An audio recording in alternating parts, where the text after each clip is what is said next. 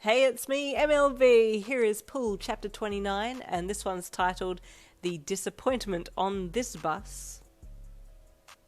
After listening to Aizawa finish his itinerary, you waited for the students to be dismissed and then approached him.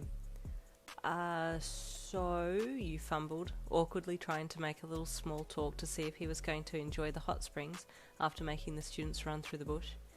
Yaoyorozu just informed me that there's a separate bath for teachers to use, so that we don't have to share with the students. You added a little amazing, huh? type laugh on the end, and unfortunately it just added to the awkwardness.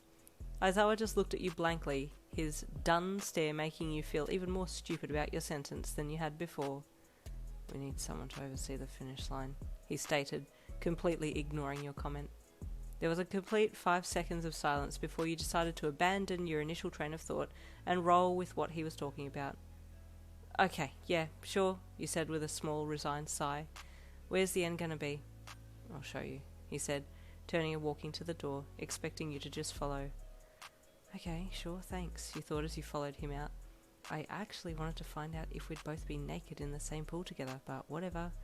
Oh my god, what is wrong with me? Why has my mind suddenly gone south since arriving here? I need to visit the shrine on the way home, cleanse my mind.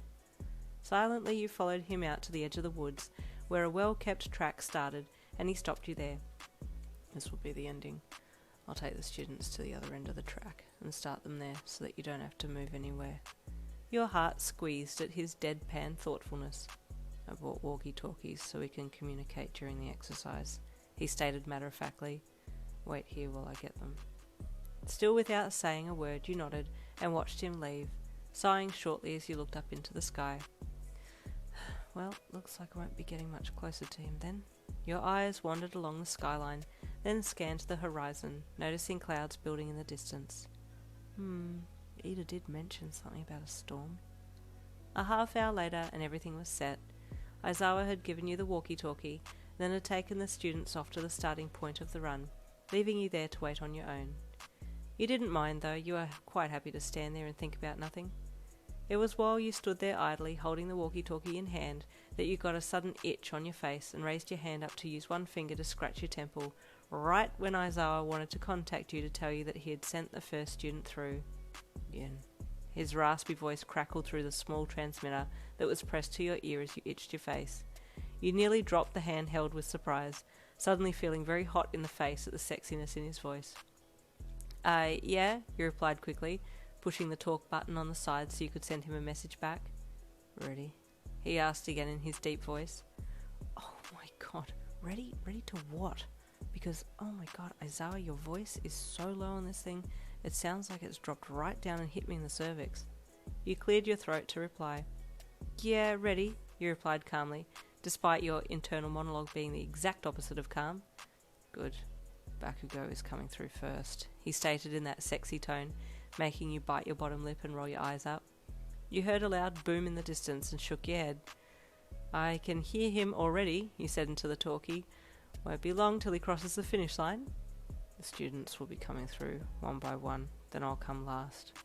Just the way he said those last 4 words sent you reeling, and you had to put the walkie-talkie down so that he didn't hear the small groan that escaped your throat. Yin, what the hell is wrong with you? You're acting like a horny teenager, you berated yourself, raising the radio to your mouth.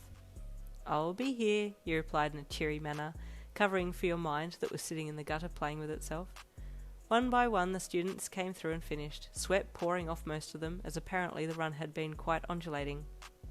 I'm convinced Aizawa hates us, Jiro wheezed as she dragged herself across the finish line. Wasn't that bad, Kaminari cajoled, his clothes clinging to him with sweat. You literally said God doesn't exist and life is meaningless, not even like 100 meters into the run, Jiro replied to him. Hey, cut me some slack, I'm trying to look cool here, he hissed at Jiro, before straightening and running one hand through his golden hair, then giving you a wink and finger guns. If you hadn't been a teacher on duty, then you probably would have let him see you laugh, but trying to maintain a bit of professionality, you decided to look away before cracking a smile. Okay everyone, you called the students' attention to yourself once they had all arrived. You may now go and enjoy the hot springs.